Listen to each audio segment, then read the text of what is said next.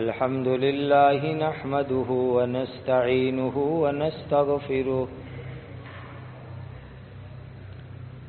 ونؤمن به ونتوكل عليه ونعوذ بالله من شرور أنفسنا ومن سيئات أعمالنا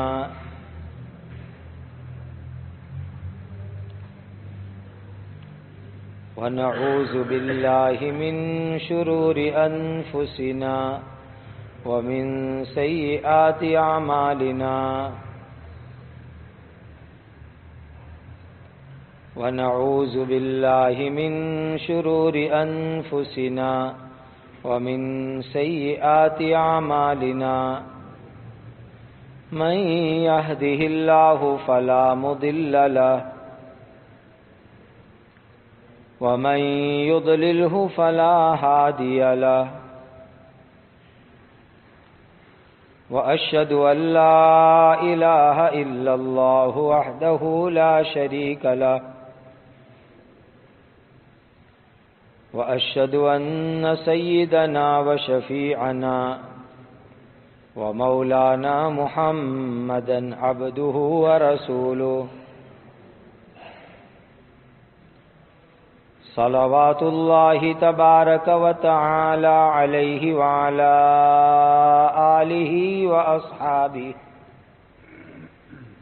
وذرياته وأهل بيته وأهل طاعته وبارك وسلم تسليما كثيرا أما بعد فأعوذ بالله من الشيطان الرجيم بسم الله الرحمن الرحيم يا أيها الناس إنا خلقناكم من ذكر وأنثى وجعلناكم شعوبا وقبائل لتعارفوا إن أكرمكم عند الله أتقاكم وقال تعالى في مقام آخر أنه من قتل نفسا بغير نفس أو فساد في الأرض فكأنما قتل الناس جميعا ومن أحياها فكأنما أحيا الناس جميعا صدق الله مولانا العظيم وقال رسول الله صلى الله عليه وسلم إن العباد كلهم إخوة او كما قال علیہ الصلاۃ والسلام۔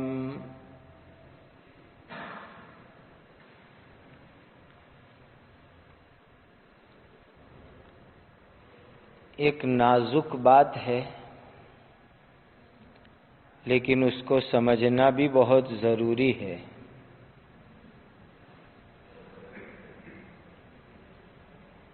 اس وقت پوری دنیا میں تقریباً ایک آواز لگائی جا رہی ہے،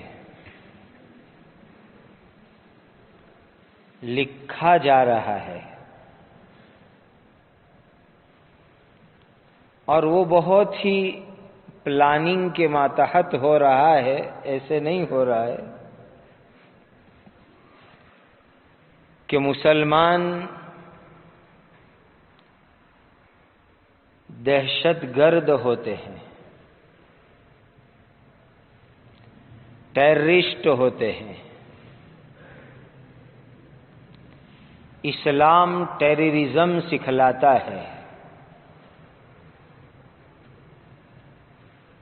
میڈیا کے اندر یہ باتیں بہت آتی ہے، اتنی آتی ہے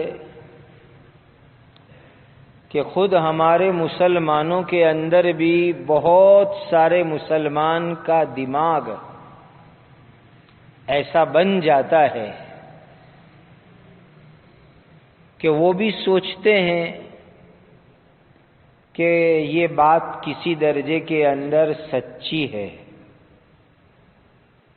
کہ مسلمان ٹیررسٹ ہوتے ہیں، دہشت گرد ہوتے ہیں۔ کچھ ایسے مسلمان ہیں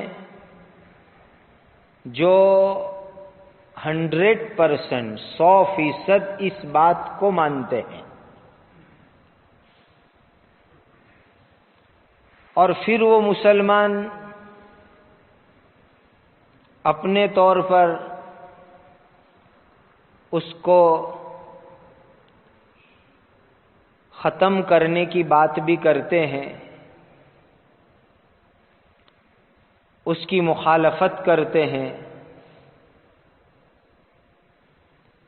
کچھ مسلمان ایسے ہیں کہ جو 100% تو نہیں مانتے، لیکن ان کے دماغ کے اندر بھی یہ بات آ کر کے بیٹھ جاتی ہے کہ ہمارا مذہب کچھ ایسی بات سکھلاتا ہو۔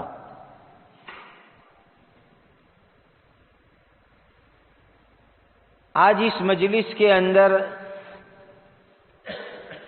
اللہ تعالی کی توفیق سے میں آپ کو یہ بات سمجھانے کی کوشش کروں گا کہ ٹیررزم، دہشت گردی، آتنکواد ہے کیا چیز، اور ہمارا دین اسلام ہم کو کیا سکھلاتا ہے، اور دین کی مبارک تعلیم کیا ہے ہم لوگوں کے واسطے۔ اس وقت دنیا ایک عجیب رخ پر چل رہی ہے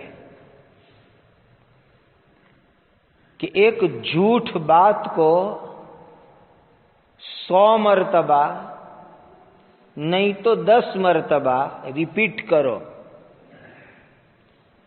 تو لوگ اس جھوٹ بات کو بھی سچی ماننے لگتے ہیں۔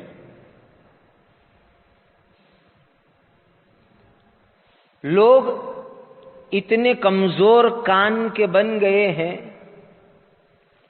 کہ جو بات سنی وہ سنی ہوئی بات مان لی۔ یہ انسان کی بہت بڑی کمزوری ہے۔ ہر سنی ہوئی بات صحیح نہیں ہوا کرتی،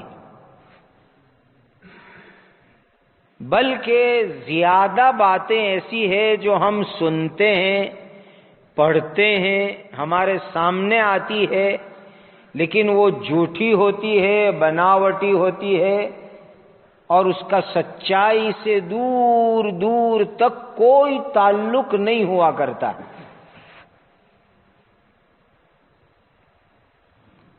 اور آج دنیا میں بہت کم اللہ کے نیک بندے، سچے ایمان والے ایسے رہ گئے ہیں جو کسی بات کو سنتے ہیں تو پہلے اس کی صحیح خبر نکالتے ہیں کہ بھئی یہ بات سچی ہے یا بناوٹی ہے، جھوٹی ہے۔ قرآن میں اللہ تعالیٰ نے منافقوں کی نشانی بیان فرمائی، وَإِذَا جَاءَهُمْ أَمْرٌ مِّنَ الْخَوْفِ أَذَاعُوا بِهِ، کہ ان منافقوں کی عادت یہ ہے، وَإِذَا جَاءَهُمْ أَمْرٌ مِّنَ الْأَمْنِ أَوِ الْخَوْفِ أَذَاعُوا بِهِ، کوئی بھی بات ان کے سامنے آتی ہے وہ اس کو لوگوں کے سامنے پھیلانا شروع کر دیتے ہیں، چلانا چالو کر دیتے ہیں، نقل کرنا چالو کر دیتے ہیں۔ اس کو قرآن کے اندر منافقوں کی نشانی اللہ تعالی نے بیان فرمایا۔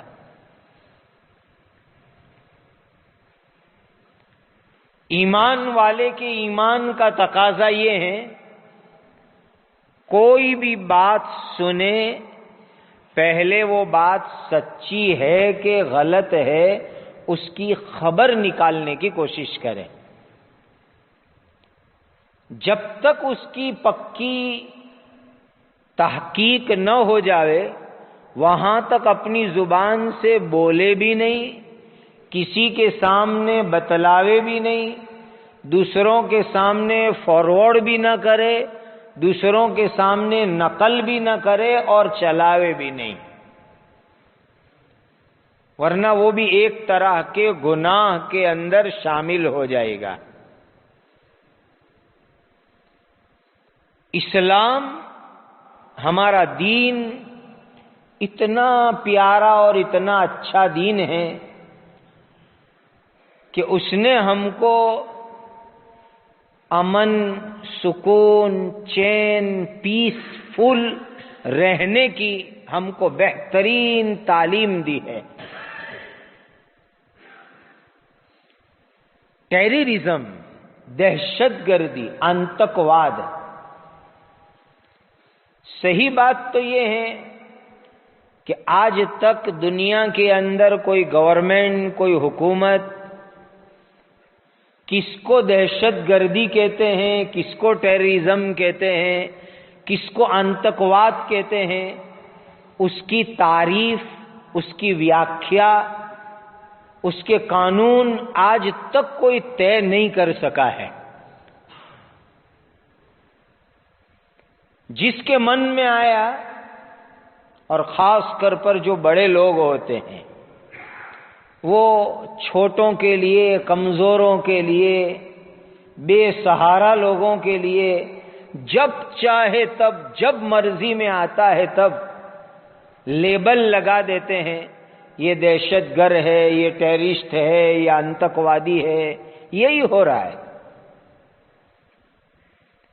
اب چلو مان لو کہ ٹیررزم اور دہشت گردی کہتے ہیں اس کو کہ کوئی بے قصور ہو، بے گناہ ہو، جس نے کوئی قصور نہیں کیا، کوئی گناہ نہیں کیا، اس کو مار ڈالنا، اس کو تکلیف پہنچانا، اس کو ستانا، اس کو پریشان کرنا، اسی کو کہتے ہیں ٹیررزم، دہشت گردی، آتنکواد. اگر یہی ہے ٹیررزم، دہشت گردی کہ بے قصور انسانوں کو مار ڈالو، بے قصور انسانوں کو ستاؤ، بے قصور انسانوں کو تکلیف دو، اور جہاں لوگ امن، سکون، چین کے ساتھ رہتے ہیں اس امن، سکون، چین کو ختم کرو، فتنہ فساد کھڑا کرو، اسی کا نام ٹیررزم ہے، آتنکواد ہے، دہشت گردی ہے. تو اب سنو قرآن کیا کہتا ہے اور حضرت محمد الرسول اللہ صلی اللہ علیہ وسلم نے کیا کیا باتیں ارشاد فرمائی. بہت اہم آیتیں اور حدیثیں سمجھنے کی، اس کو اپنے دماغ میں رکھنے کی ضرورت ہے. پہلی آیت جو میں نے آپ کے سامنے پڑھی، اللہ تعالیٰ فرماتے ہیں یا ایھا الناس انا خلقناکم من ذکر وانثی.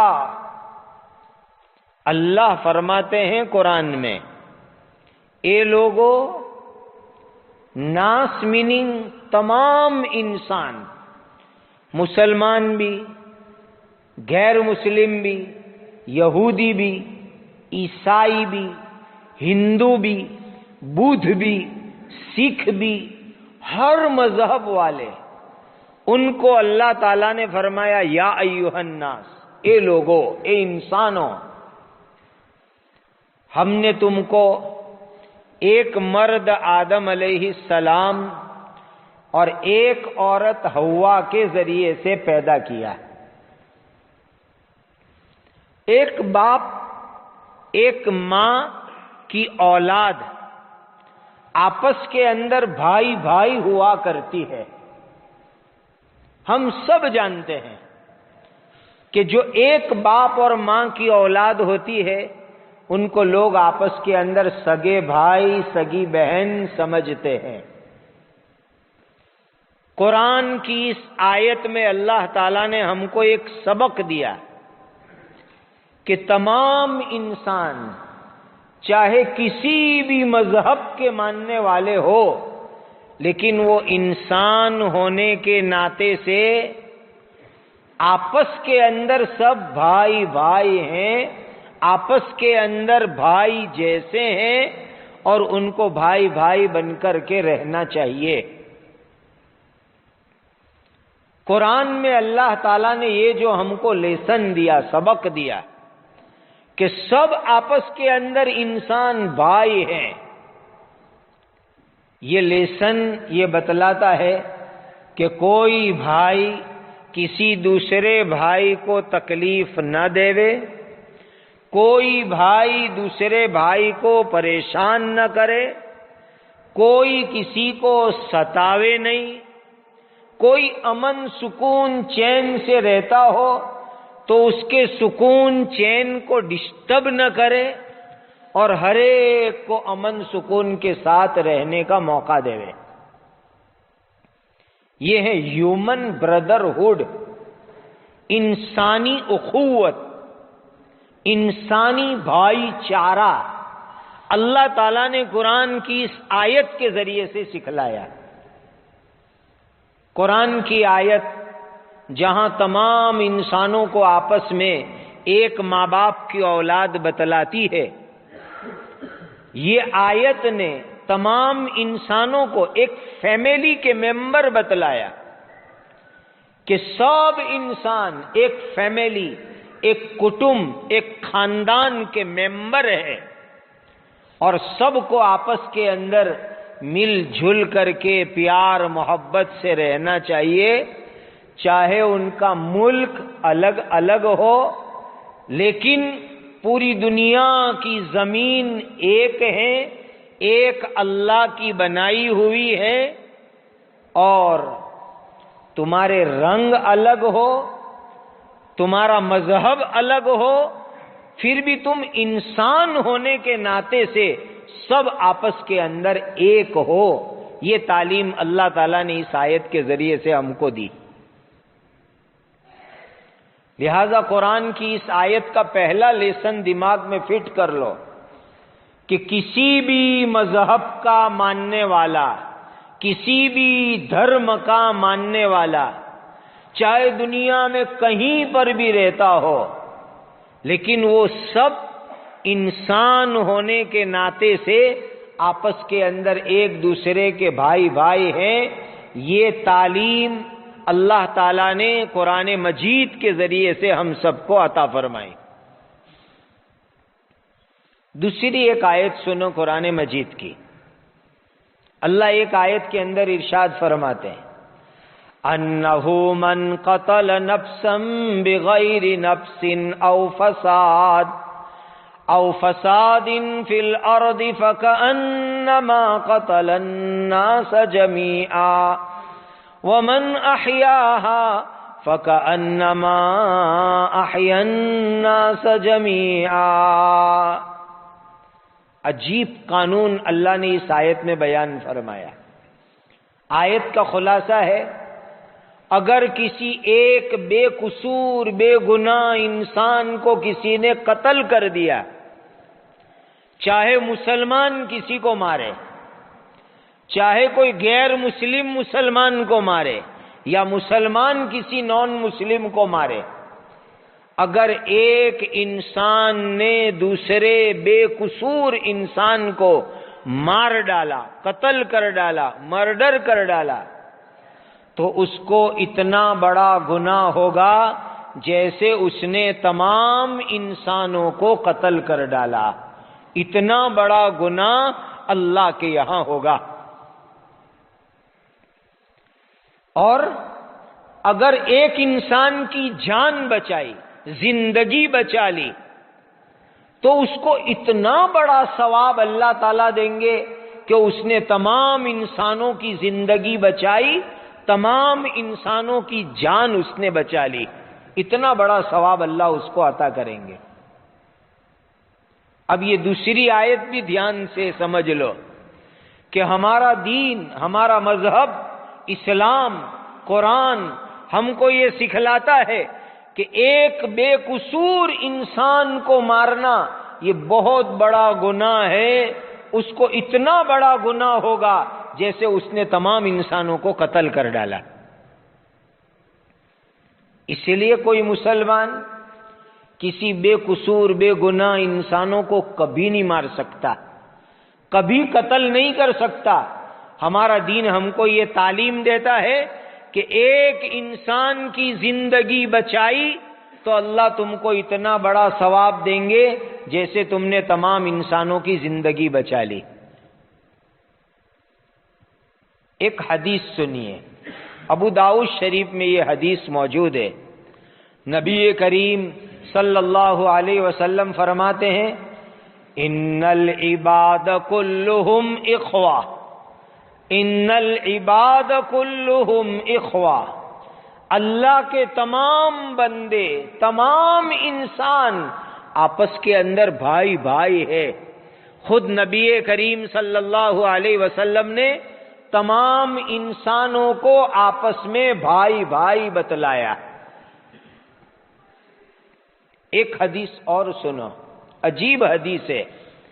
نبی کریم صلی اللہ علیہ وسلم ارشاد فرماتے ہیں اگر کسی مسلمان نے کسی غیر مسلم کو، کسی مسلمان نے کسی نان مسلم کو دنیا میں ستایا، تکلیف دی، پریشان کیا، تو نبی کریم صلی اللہ علیہ وسلم فرماتے ہیں میں قیامت کے دن اس غیر مسلم کی طرف سے اللہ کی عدالت میں دعوے دار بنوں گا۔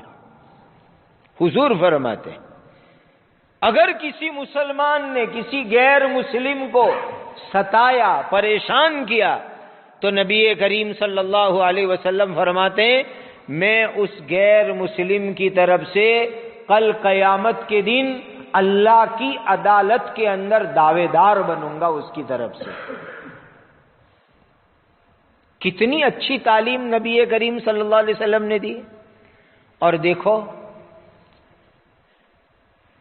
جو کافر لوگ اسلامی حکومت میں رہتے ہیں، جہاں اسلامی گورنمنٹ ہو اس کے اندر جو کافر لوگ رہتے ہیں ان کو ذمی کہا جاتا ہے، اور ان ذمی کے لیے حدیث میں اتنی بڑی تاکید فرمائی کہ ذمیوں کی جان کی حفاظت کرو، ان کے مال کی حفاظت کرو، ان کی عزت آبرو کی حفاظت کرو، ان کی ہر چیز کی حفاظت کرو، ان کو بالکل ستاؤ مت، ان کو بالکل تکلیف مت دو۔ اسلامی گورنمنٹ میں رہنے والے غیر مسلموں کے ساتھ بہت اچھا سلوک کرنے کا ہم کو شریعت نے حکم عطا فرمایا۔ اور بھی میں آپ کو کھل کر کے باتیں عرض کروں، میرے اور آپ کے آقا حضرت محمد الرسول اللہ صلی اللہ علیہ وسلم غیر مسلموں کی دعوت کرتے تھے، غیر مسلموں کی دعوت کرتے تھے، اور کوئی غیر مسلم دعوت دیوے کھانے کی وغیرہ کی تو اس دعوت کو قبول بھی کرتے تھے، غیر مسلم کو دعوت بھی دیتے، اور اگر کسی نے دعوت دی تو نبی کریم صلی اللہ علیہ وسلم اس کی دعوت کو قبول بھی فرماتے تھے۔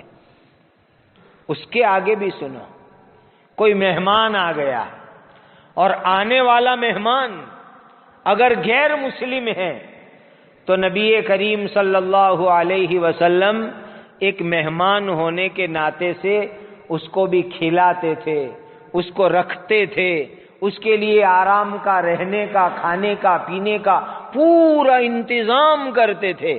یہ نہیں دیکھتے کہ یہ غیر مسلم ہے۔ ہمارا دین اسلام دہشت گردی، ٹیررزم، آتنکواد کی اجازت نہیں دیتا، اسلام کے اندر ٹیررزم ہے ہی نہیں، دہشت گردی ہے ہی نہیں، آتنکواد ہے ہی نہیں۔ اسلام تو مذہب ہے پیس، شانتی، امن اور لوگوں کے ساتھ خدمت اور اکرام کا مذہب ہے اسلام۔ آپ کو حیرانی ہوگی کہ ایک ہے ابو جہل مکہ مکرمہ کے اندر، وہ رات دن نبی کریم صلی اللہ علیہ وسلم کو ستاتا ہے، پریشان کرتا ہے، لوگوں کو اسلام سے روکتا ہے، صحابہ کو ستاتا ہے، پریشان کرتا ہے، لیکن اس کے باوجود نبی کریم صلی اللہ علیہ وسلم اس کو رسپیکٹ، ادب کے الفاظ کے ساتھ اس کو بلاتے تھے۔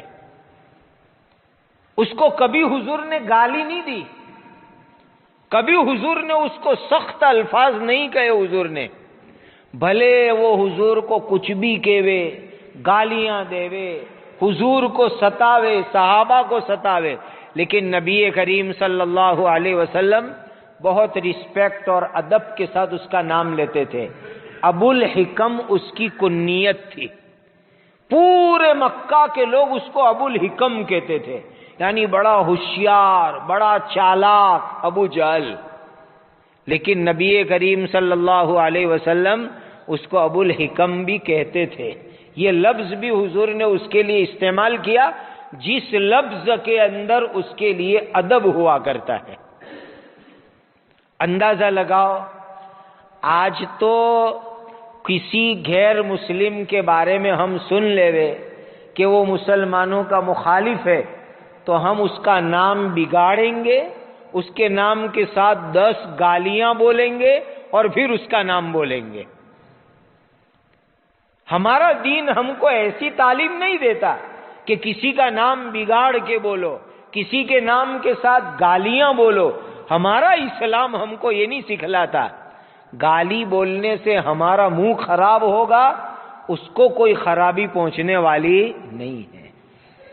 تو ابو جہل جیسا کٹر آدمی، خطرناک کافر، کافروں کا لیڈر، اس کے لیے بھی نبی کریم صلی اللہ علیہ وسلم نے لفظ استعمال کیا جو مکہ کے اندر لوگ کہتے تھے ابو الحکم، تو کہا ابو الحکم۔ اس زمانے کے اندر کرسچن ایمپائر، عیسائیوں کی حکومت، رومن ایمپائر ہوتا تھا۔ نبی کریم صلی اللہ علیہ وسلم نے ان کرسچنوں کا جو سب سے بڑا بادشاہ ہوتا ہے اس کو جب خط لکھا، لیٹر لکھا، تو اس کے اندر لفظ لکھا الی عظیم الروم، کہ رومان ایمپائر کے جو بہت بڑے بادشاہ ہیں میں ان کو اسلام کی دعوت دیتا ہوں۔ کتنا ادب کا لفظ حضور نے استعمال کیا، الی عظیم الروم، کہ رومان ایمپائر کے بڑے بادشاہ۔ حالانکہ اللہ کے نبی صلی اللہ علیہ وسلم چاہتے تو اس کا نام لکھ سکتے تھے، صرف نام لکھ کر کے لیٹر روانہ کر دیتے، لیکن جو ریسپیکٹڈ ورڈز، جو ادب کے الفاظ اس کے لیے ہو سکتے تھے، وہ الفاظ کے ذریعے سے حضور نے اس کو یاد کیا۔ اس میں ہم کو لیسن دیا کہ بڑے سے بڑے دشمن کا نام بھی تم غلط طریقے سے مت لو، اور غلط انداز میں دشمن کا نام بھی مت لو، بلکہ اچھے اور ادب کے الفاظ کے ساتھ اس کو یاد کرو۔ کتنی پیاری تعلیم دی نبی کریم صلی اللہ علیہ وسلم نے۔ بلکہ آپ حیران ہو جائیں گے کہ جن مکہ کے لوگوں نے نبی کریم صلی اللہ علیہ وسلم کو نکالا، مکہ سے نکلنے پر مجبور کیا، حضور کے جانے کے بعد مکہ والوں کے اوپر قحط آیا، بہت پریشان، مردار کھانا پڑا، مرے ہوئے جانور کھانے پڑے، ایسا خطرناک قحط آیا۔ مکہ کے لیڈر اس زمانے کے ابو سفیان مدینہ پاک آئے اور نبی کریم صلی اللہ علیہ وسلم کو سنایا کہ مکہ میں کھانا نہیں ہے، لوگ بھوکے مر رہے ہیں، لوگ پریشان ہیں، مرے ہوئے جانور کھانے پڑ رہے ہیں۔ ایسی فریاد کی نبی کریم صلی اللہ علیہ وسلم کو، تو حضور نے یہ نہیں دیکھا کہ یہ مکہ والے ہمارے دشمن، یہ مکہ والوں نے مجھے نکالا، یہ مکہ والوں نے ہم کو عمرے کے لیے آنے کی ویزا نہیں دی۔ حضور نے یہ نہیں سوچا، پہلے اللہ سے دعا کی، اے اللہ مکہ کے اوپر جو قحط ہے وہ قحط ختم کر دیجئے، مکہ میں بارش برسائیے، مکہ میں کھیتی اگائیے، مکہ میں اناج اگائیے۔ نبی کریم صلی اللہ علیہ وسلم نے اللہ کی بارگاہ کے اندر دعا مانگی باقاعدہ مکہ والوں کے لیے۔ اب کتنا پیارا مذہب، کتنا پیارا مذہب جو دشمن کے لیے دعا کرنے کی تعلیم دی۔ یہ تعلیم حضرت محمد الرسول اللہ صلی اللہ علیہ وسلم نے ہم کو یہ تعلیم دی۔ اور صرف دعا نہیں کی، دعا بھی حضور کی بہت بڑی چیز تھی، لیکن صرف دعا نہیں، دعا بھی کی اور اس کے بعد بہت سارا مال حضور نے وہ مکہ کے دشمنوں کے لیے روانہ فرمایا۔ بہت سارا مال، کھانے پینے کا سامان، نقد، کیش، بہت ساری چیزیں نبی کریم صلی اللہ علیہ وسلم نے مدینہ سے مکہ والوں کے لیے روانہ فرمائی۔ یہ کس کے لیے؟ دشمنوں کے واسطے۔ اب جو مذہب ہم کو یہ سکھاتا ہو کہ تمام انسان بھائی بھائی ہے، کسی کافر کو مت ستاؤ، کسی غیر مسلم کو پریشان مت کرو، غیر مسلموں کا نام، دشمنوں کا نام بھی ادب کے ساتھ، رسپیکٹ کے ساتھ لو، ان کے نام کو بگاڑو مت، گالیاں مت دو، ان کے اندر کوئی تکلیف آوے ان کے لیے دعا کرو، ان کے لیے مدد کرو۔ تو کیا وہ اسلام مذہب کبھی دہشت گردی اور ٹیررزم سکھائے گا؟ بالکل نہیں، بالکل نہیں۔ اسلام نے کسی کو ٹیررزم کی تعلیم نہیں دی، دہشت گردی کی تعلیم نہیں دی، اسلام نے ہر ایک کو امن، سکون، اطمینان سکھایا۔ بلکہ آپ حیران رہ جاؤ گے، نبی کریم صلی اللہ علیہ وسلم سے پہلے دنیا میں عورتوں کی کیا حالت تھی؟ لڑکیوں کو زندہ قبر میں دفن کر دیتے تھے، لڑکیوں کو کوئی رائٹ میراث میں نہیں ملتا تھا، باپ مر گیا، لڑکیوں کو اور بیوی کو، عورتوں کو کوئی حصہ نہیں، کوئی رائٹ نہیں۔ یہاں تک کہ چھوٹے چھوٹے معصوم بچے ہوتے تھے ان کو بھی کوئی رائٹ نہیں ہوتا تھا، جو بڑے لوگ ہوتے تھے وہ سارا مال لے لیتے تھے۔ نبی کریم صلی اللہ علیہ وسلم نے آ کر کے عورتوں کو باقاعدہ میراث میں حصہ دلوایا، چھوٹے بچوں کو حصہ دلوایا، اور ان کو مال میں باقاعدہ حصہ دینا فرض اور ضروری بتلایا۔ اتنی پیاری تعلیم نبی کریم صلی اللہ علیہ وسلم نے دی۔ اس کے علاوہ جس دور میں نبی کریم صلی اللہ علیہ وسلم آئے، دنیا میں غلامی تھی، لوگ غلاموں پر ظلم کرتے تھے، غلاموں کو کھلاتے نہیں تھے، غلاموں کو کپڑے نہیں دیتے تھے، انسان بن کر کے جانور سے بھی خراب زندگی گزارتے تھے۔ نبی کریم صلی اللہ علیہ وسلم نے ارشاد فرمایا، یہ جو تمہارے غلام ہیں، نوکر چاکر ہے، کام کرنے والے ہیں، یہ بھی تمہارے بھائی ہے، بھائی۔ تم جو کھاؤ ان کو کھلاؤ، تم جو پہنو ان کو پہناؤ، تم جیسے رہو ان کو رکھو، ان کے اوپر ظلم مت کرو۔ حضور نے ان کے لیے بہت بڑا اکرام اور عزت کا برتاؤ کرنے کا حکم دیا۔ ہمارا دین اسلام کبھی بھی کسی بے قصور پر ظلم کرنے کی اجازت نہیں دیتا، بے قصور کو مارنے کی اجازت نہیں دیتا۔ جہاں امن سکون کا ماحول ہو، اس امن سکون کے ماحول کو بگاڑنے کی اسلام اجازت نہیں دیتا۔ بلکہ قرآن کے اندر تو یہ لفظ اللہ نے استعمال فرمایا، انما جزاء الذین یحاربون اللہ ورسولہ وَيَسْعَوْنَ فِي الْأَرْضِ فَسَادًا۔ جس شہر میں، جس بستی میں، جس محلے میں امن سکون کا ماحول ہو، لوگ اپنے طور پر زندگی گزار رہے، کما رہے، کھا رہے، پی رہے، زندگی گزر رہی ہے، ایک سکون چین کی زندگی ہے۔ اگر کوئی انسان سکون چین کو ڈسٹرب کرتا ہے، لڑائی جھگڑا کرتا ہے، فتنہ فساد کرتا ہے، تو اللہ نے قرآن میں فرمایا اس نے اللہ اور اس کے رسول کے ساتھ لڑائی کی، اتنا خطرناک اس کو وبال ہوگا۔ یحاربون اللہ ورسولہ، جس نے سکون کو ڈسٹرب کیا اس نے اتنا بڑا قصور کیا، گویا کہ اس نے اللہ اور اس کے رسول کے ساتھ لڑائی کھڑی کر دی۔ اتنی سخت بات اللہ تعالیٰ نے قرآن میں بیان فرمائی۔ تو دین اسلام، ہمارا قرآن، ہمارے پیارے نبی، ہمارے اللہ ہم کو یہ تعلیم دیتے ہیں، کسی بھی بے قصور کو مت ستاؤ، کسی بے قصور کو مت مارو، امن سکون شانتی پیس کے ماحول کو باقی رکھو، اس کو خراب مت کرو، اس کو برباد مت کرو، اور جو عورتیں ہیں، بچے ہیں، کمزور لوگ ہیں، ان کی حفاظت کرو۔ آپ یہ بات کہ نبی کریم صلی اللہ علیہ وسلم جب لشکر کو روانہ کرتے تھے تو سب سے خاص بات یوں فرماتے تھے کہ لشکر والوں تم جا رہے ہو اللہ کا دین زندہ کرنے کے لیے، لیکن یاد رکھو کسی عورت کو ہاتھ مت لگانا، کسی بچے کو ہاتھ مت لگانا، کسی بوڑھے کو ہاتھ مت لگانا۔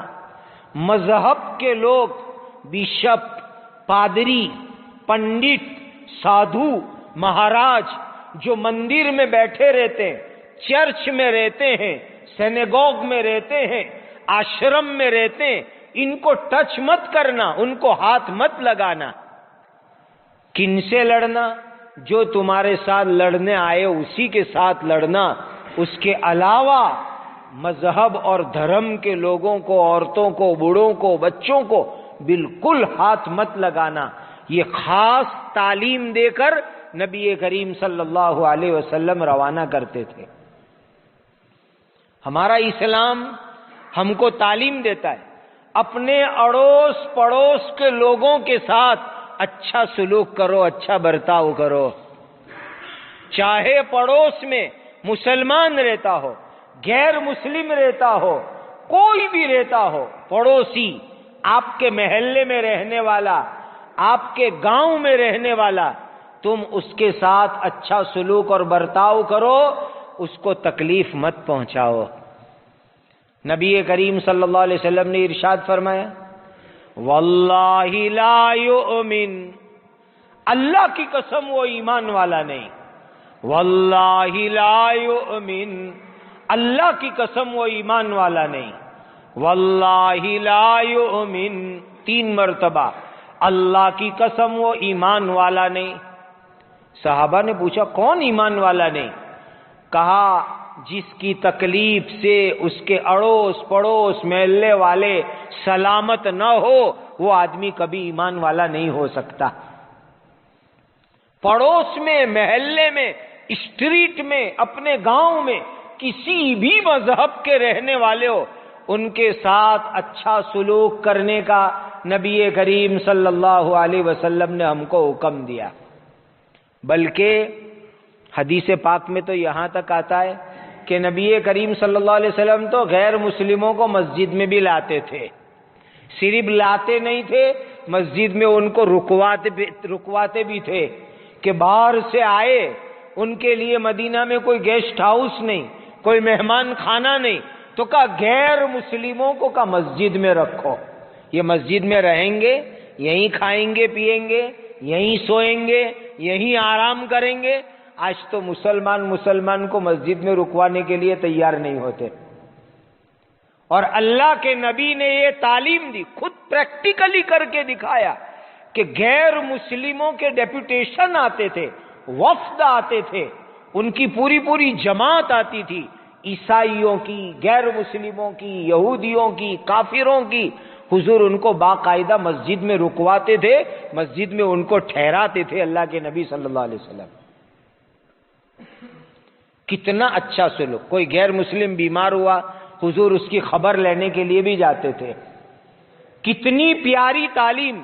غیر مسلموں کو کھانا کھلاؤ، ان کو پانی پلاؤ، یتیموں کا خیال رکھو، بیوہ ودھوا عورتوں کا خیال رکھو، کمزوروں کا خیال رکھو، ان کو راحت پہنچاؤ، بیمار ہو جاوے ان کی دوا کا انتظام کرو۔ اتنا سارا ہمارا اسلام حکم دیتا ہے۔ ہمارے دین نے کبھی ہم کو دہشت گردی کی، ٹیررزم کی تعلیم ہم کو نہیں دی۔ اسی لیے یہ باتیں اپنے دماغ میں خوب اچھی طرح فٹ کر لو۔ میڈیا والے کتنے بھی چلاوے، لیکن ہم مسلمانوں کو فوراً یہ ہونا چاہیے، نہیں، اسلام کبھی ایسی تعلیم نہیں دیتا، اسلام کبھی بم دھماکے کرنے کی تعلیم نہیں دیتا، غلط کسی کو قتل کر دینے کی تعلیم نہیں دیتا، اسلام ہم کو کسی کو ستانے کی تعلیم نہیں دیتا۔ ہمارا مذہب تو ہر ایک کا اکرام کرنے کی ہم کو تعلیم دیتا ہے۔ ایک صحابی کا عجیب ایمان کو تازہ کرنے والا واقعہ ایک عیسائی کرسچن بیشپ نے لکھا ہے۔ سعید ابن البطریق نام کا ایک کرسچن بیشپ ہے، اس نے ایک کتاب لکھی ہے تاریخ مصر، ہسٹری آف دا ایجپٹ۔ اس میں اس بیشپ نے، کرسچن بیشپ نے ایک عجیب قصہ لکھا، ہمارا ایمان تازہ ہو جاتا ہے۔ اللہ کے نبی کے صحابہ کتنے اچھے صحابہ تھے۔ یہ ایجپٹ، یہ مصر پہلے پورا کافروں کا ملک تھا۔ 21 ہجری میں، ابھی 1437-38 میں ہم لوگ چل رہے ہیں، 21 ہجری میں ایجپٹ فتح ہوا، مصر فتح ہوا، اور مصر کو فتح کرنے کے لیے مشہور صحابی حضرت عمرو ابن العاص رضی اللہ تعالیٰ عنہ تشریف لے گئے تھے، اور ایسے گئے مصر، ایسے گئے کہ قیامت تک کے لیے مصر کی سرزمین کے اوپر سو گئے جا کر کے۔ حضرت عمرو بن عاص رضی اللہ تعالیٰ عنہ نے ایجپٹ کو فتح کیا، ایک شہر، دوسرا شہر، تیسرا شہر، یہاں تک کہ اخیر میں اسکندریہ شہر فتح کیا، جس کو انگلش میں الیگزینڈریا سٹی کہتے ہیں۔ اسکندریہ شہر بہت خوبصورت شہر ہے، دریا کے کنارے کے اوپر ہے، وہ تو دیکھنے سے ہی پتہ چلتا ہے اسکندریہ کتنا خوبصورت شہر ہے۔ وہاں بہت بڑی دنیا کی ایک نامور لائبریری بھی ہے، اور اس شہر میں اللہ کے 2 نبی کی قبر بھی ہے، اور بڑے بڑے اولیاء اللہ کی قبریں بھی ہیں اسکندریہ شہر کے اندر۔ جب اسکندریہ فتح ہوا تو وہاں کے کرسچنوں نے ایک چرچ بنایا تھا، وہاں حضرت عیسیٰ علیہ السلام کا اسٹیچو رکھا ہوا تھا، پتلا، جو ان کے یہاں فیمس ہے۔ صحیح غلط سے ہمیں کوئی مطلب نہیں، بنانے والے جانے، ان کا کام جانے۔ حضرت عیسیٰ علیہ السلام کا اسٹیچو رکھا ہوا ہے۔ حضرت عمرو بن عاص رضی اللہ تعالیٰ عنہ کے ساتھ جب مسلمانوں کا لشکر وہاں پہنچا تو کسی مجاہد کے ہاتھ سے تبر لگا، اور حضرت عیسیٰ کے جو پتلا تھا، اسٹیچو تھا، اس کی ایک آنکھ ٹوٹ گئی اس اسٹیچو کی۔ تو عیسائیوں کو بہت غصہ آیا کہ اچھا، ہمارے گاڈ یا نبی، ان کے اسٹیچو کی آنکھ ان لوگوں نے توڑ ڈالی۔ تو سب عیسائی حضرت عمرو بن عاص رضی اللہ تعالیٰ عنہ کے پاس آئے، وہ امیر تھے لشکر کے، صحابی کے پاس، اور آ کر کے کہنے لگے، حضرت آپ کے لشکر نے جیزس، حضرت عیسیٰ علیہ السلام کے مجسمے اور پتلے کی آنکھ توڑ ڈالی، ہم کو بدلہ چاہیے، ہم کو بہت تکلیف پہنچی ہے۔ اور بدلے میں انہوں نے کیا مانگا کہ تمہارے نبی حضرت محمد الرسول اللہ صلی اللہ علیہ وسلم کا ایک پتلا بناؤ، مجسمہ بناؤ، اور پھر ہم اپنے ہاتھ سے اس کی آنکھ توڑیں گے۔ یہ ہماری ڈیمانڈ ہے، ہمارا مطالبہ ہے۔ جب ان کی ڈیمانڈ سنی تو حضرت عمرو بن عاص رضی اللہ تعالیٰ عنہ کہنے لگے کہ ایک پتلا مجسمہ جس کے اندر جان بھی نہیں ہوتی، روح بھی نہیں ہوتی، وہ پتھر، لکڑی، اینٹ، مٹی سے بنتا ہے، اس کی آنکھ پھوڑ کے کیا کرو گے؟